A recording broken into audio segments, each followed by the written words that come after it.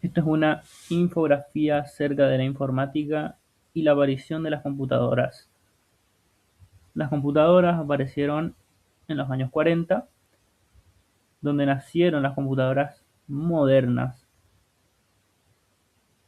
Podemos ver que las pioneras se llamaban ENIAC, surgieron en los Estados Unidos, y por su contraparte las Colossus en el Reino Unido, diseñadas principalmente para fines militares y cálculos complejos durante la Segunda Guerra Mundial. Eran dispositivos gigantescos que ocupaban habitaciones enteras y funcionaban con miles de tubos de vacío. Con ello apareció la informática. Como la conocemos hoy, surgió de la necesidad de automatizar el procesamiento de datos más allá del simple cálculo numérico.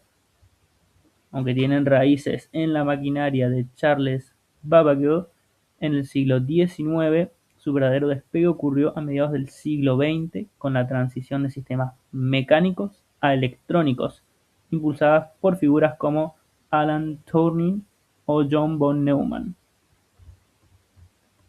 La etimología de la palabra informática tiene un origen muy interesante, proviene del francés informatique, un término acuñado en 1962 por el ingeniero Philip Dreyfus. Es la combinación de dos palabras, information, información, y automatique, automática. Disculpen la pronunciación. Básicamente refiere al procesamiento automático de la información en otros idiomas. Como el inglés, se suele usar el término computer science. Pero en español y otras lenguas romances adaptamos esta raíz francesa que destaca la importancia del dato y su automatización. Estas computadoras se basan en un lenguaje que se llama sistema binario. El sistema binario es el lenguaje básico de las computadoras, a diferencia de nuestro sistema decimal, que usa 10 dígitos del 0 al 9, el binario solo usa 2, 0 y 1. Estados eléctricos. En el hardware, el 0 suele representar el apagado o voltaje bajo, y el 1 representa el encendido o voltaje alto. Combinaciones. Al agrupar estos dígitos llamados bits, la computadora puede representar información mucho más compleja, como letras, colores o sonidos. Base 2.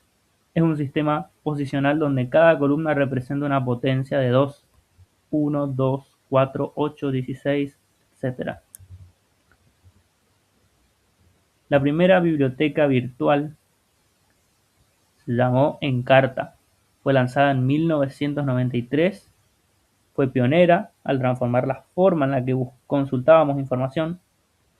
Fue mucho más que texto. Fue una de las primeras bibliotecas virtuales multimedia en CD-ROM, integrando sonidos, videos, mapas interactivos que las enciclopedias impresas no podían ofrecer.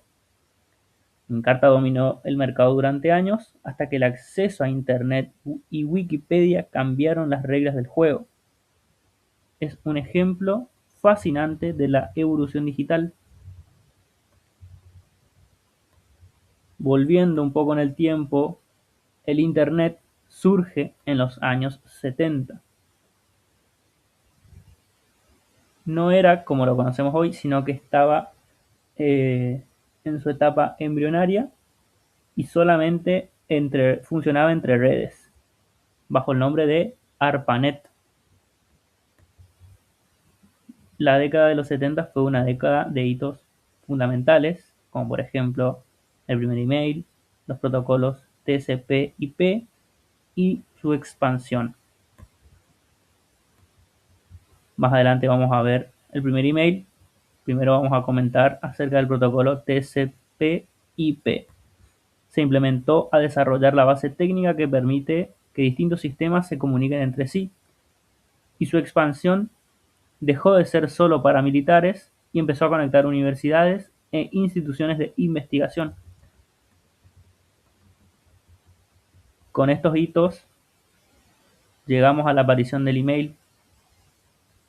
La aparición del email formal ocurrió en 1971 de la mano del ingeniero Ray Tomlinson.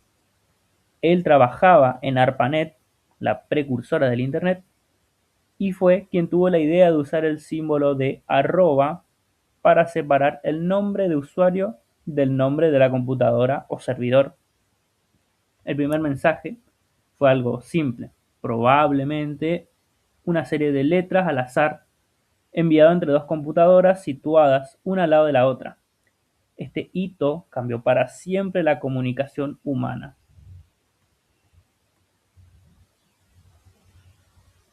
El surgimiento de los navegadores. El surgimiento de los navegadores web cambió el mundo a principios de los 90. Algunos hitos clave fueron las apariciones de varios navegadores como World Wide Web 1990, creado por Tim Berners-Lee, fue el primer navegador y editor de la web. Mosaic en 1993 fue el primero en popularizarse masivamente al que permitía visualizar imágenes junto al texto, haciendo la red accesible para todos. Netscape Navigator en 1994 dominó el mercado rápidamente y dio inicio a la famosa guerra de navegadores contra Internet Explorer. Con los navegadores aparecieron los buscadores, que son herramientas esenciales para navegar la inmensa cantidad de información en la web, y se dividen principalmente en dos: buscadores genéricos como Google, Bing, DuckDuckGo, están diseñados para encontrar de todo: noticias, compras, redes sociales y entretenimiento. Priorizan la relevancia general y la popularidad de búsquedas. En cambio, los buscadores académicos como Google Scholar, PubMed o Microsoft Academic se enfocan en artículos científicos, tesis y libros revisados por expertos. Son ideales para las investigaciones serias porque ofrecen fuentes confiables y citas bibliográficas. No van a inventar la información, van a buscar contenido real. Y esa es una de las principales diferencias entre buscadores académicos y los buscadores genéricos. Más adelante aparecen las aulas virtuales, que son entornos digitales diseñados para el aprendizaje y la enseñanza.